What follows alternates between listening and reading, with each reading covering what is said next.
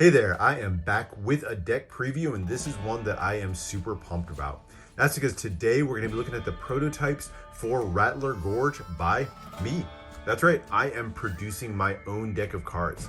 I've worked with designer Jason over at DeckIdea, and we put together this deck based on the Old West. It's launching on Kickstarter in just 10 days. That's right, July 27th is the date. And so if you want to be notified when this campaign goes live, if you like what you see here, check out the link in my description and you can be the first to know once it goes live, and hopefully you'll consider backing one of the decks. That said, let's get into Rattler Gorge and find out what it's all about. All right, so Rattler Gorge is, if you know me, you know it's going to be a full custom deck all the way through, inspired by the Old West and by the fictional town of Rattler Gorge. And specifically, it kind of dives into the town, into some of the characters of the town, and features a tuck case that's inspired by one of the centers of every town, the saloon. It is, in my opinion, one of the more creative tuck cases that you'll see out there. And it was great to work with Jason on ideas to really perfect this tuck case. Comes in two different versions. You have the Desert Dust edition here in the brown and gold, and then this black and silver over here is called the Noir edition, meant to evoke those sort of black and white Old West cowboy movies. All right, so we're gonna look at both versions of the deck. Let's start off with Desert Dust though. Now remember, these are prototypes, so some of what you see is gonna be subject to change. Let me know your thoughts down in the comments. If there's things that you like, don't like, always love hearing that feedback. But let's get into the prototype for Desert Dust. It's done on a brown matte stock and it's covered with gold foil. We really wanted to show off the gold foil even in the prototypes, just because I think it really helps to accent what the deck is all about. Designed to look like the front of the saloon, complete with the swinging doors, and you may have already noticed they are actual swinging doors. With the little cutouts here, we're able to treat these just like actual swinging doors. You can open them up, and the design of the cards underneath sort of works with those cutouts to finish out the look. So you get that ornate look that's sort of peeking through. And right now it just says thank you as you open up the swinging doors. This is subject to change. We're going to change this out. Not going to reveal what we have planned for that design in the middle there. I'll have to wait and see on that one. But the gold foil on this just really shines as you go through and gives you a great feel of the front of the building. Rattler Gorge is the only writing on here in that I love this little font here, that sort of pointy font, and lots of gold foil to just really help this pop. On the sides of the deck, or the sides of the building, it says Volume 1 Rattler Gorge. That is, of course, an aspirational Volume 1. We'll see if there's a Volume 2 someday. Identical on the other side. Ad copy is going to be on the bottom. Now this says printed by manufactured by USPCC. That's not actually the plan for the deck. Our thought right now is this is going to be produced by Cardamundi. So just placeholder for now, but you can see me, the card guy, and DeckIdea mentioned there on the bottom. Top completely blank, and the back has a foil version of the back design of the cards and more of that brilliant gold foil, and one more little strategic cutout revealing the barrel or the bullet chamber of the gun inside. That's right off the back design of the cards. We'll look at that in a second. As you open up the inner flaps, get that classic sheriff's star there, and that finishes out what I hope you guys think is a nice, really fun, unique tuck case. Something I've never really seen before. I really am looking forward to people playing with die cut elements and tuck cases in the future. This one's really fun to produce. All right, so there is the tuck case. Let's take a look at the cards. All right, starting with the back design. So we saw the foiled version, and here it is on the card itself. Now again, it's a prototype, so don't have the metallic inks that are eventually going to be on the deck. This yellowish color that you see here is all going to be metallic gold, which I think is really going to pop really well. You get that classic front of the saloon scene, swinging doors in full display on the two-way back design. A nice frame of the border with some ornate scroll work. This is actually inspired by the scroll work that was often engraved into the handles of old revolvers. You'd see like pearl with inlay or engravings with these really fancy patterns, and that's what inspired this theme that you're going to see carry through a lot of elements of the deck. Center features a couple of revolvers, another staple in the Old West, and of course we saw before that the bullet chambers with the Rattler Gorge bullets inside. So there's your back design. Finishes out with a nice white poker border, nice and thin. And there you have it. All right, so the first of your extra cards is going to be that one that's designed to show through those cutouts in the tuck case. So you have those two little panels here that finish out the design once the cards are in the tuck.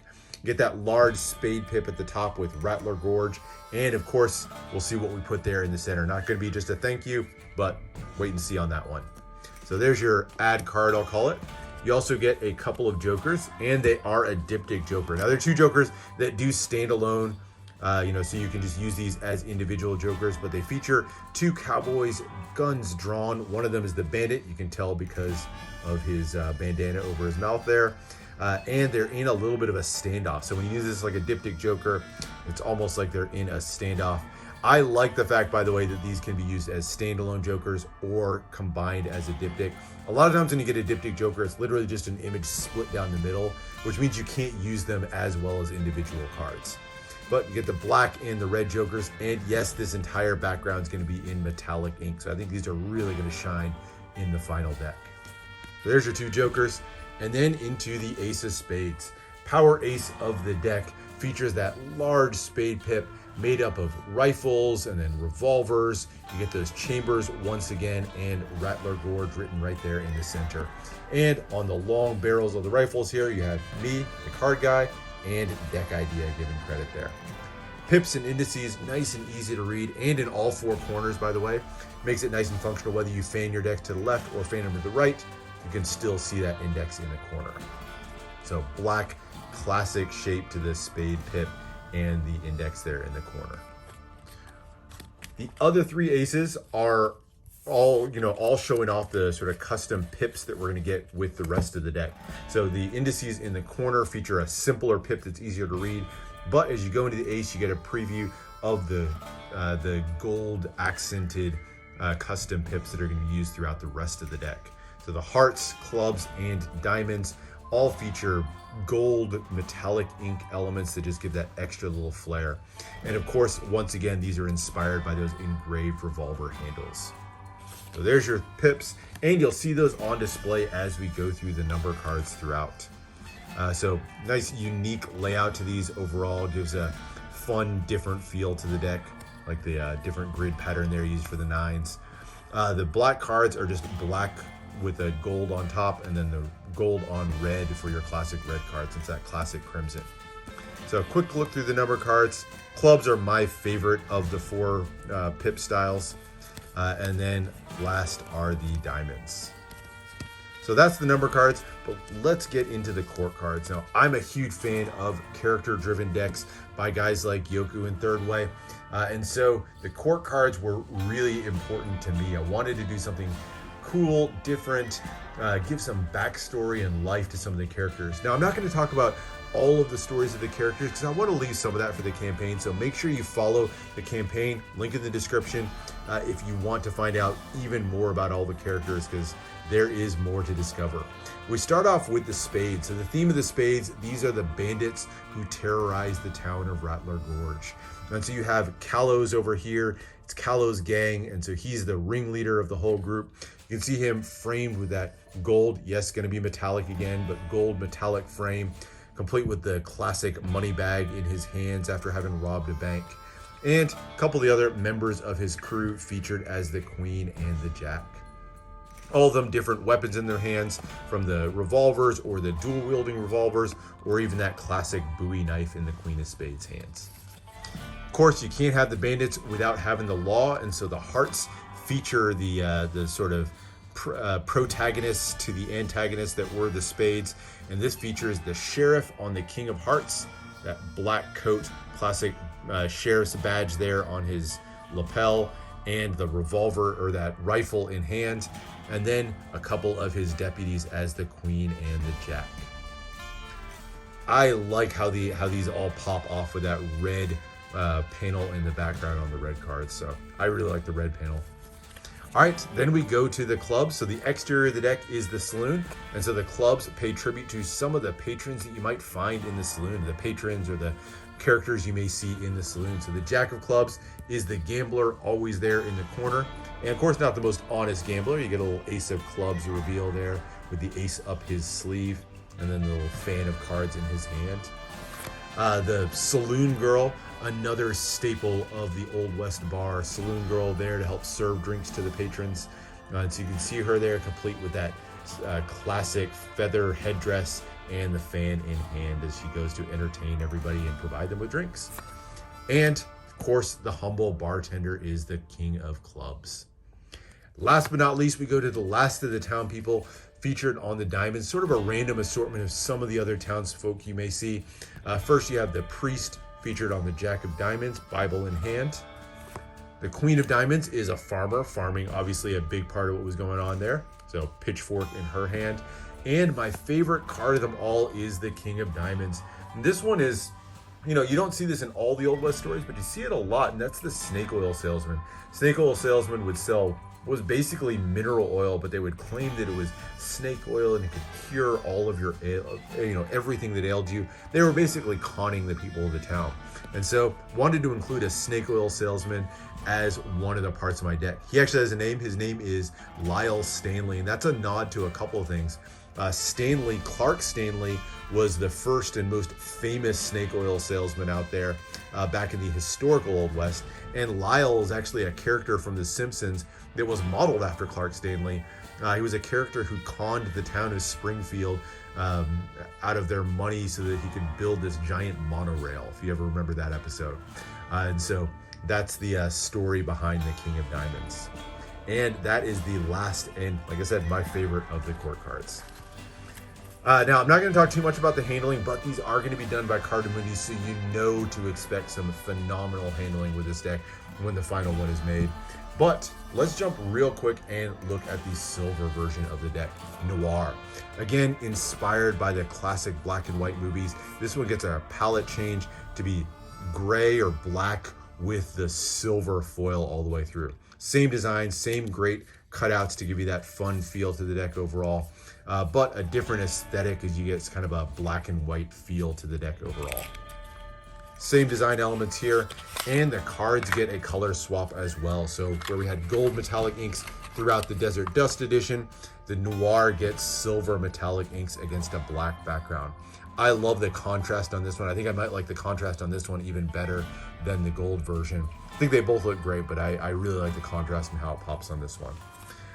Same thing is applied to the faces of the cards. So everywhere you saw gold before, you're now going to get that beautiful silver.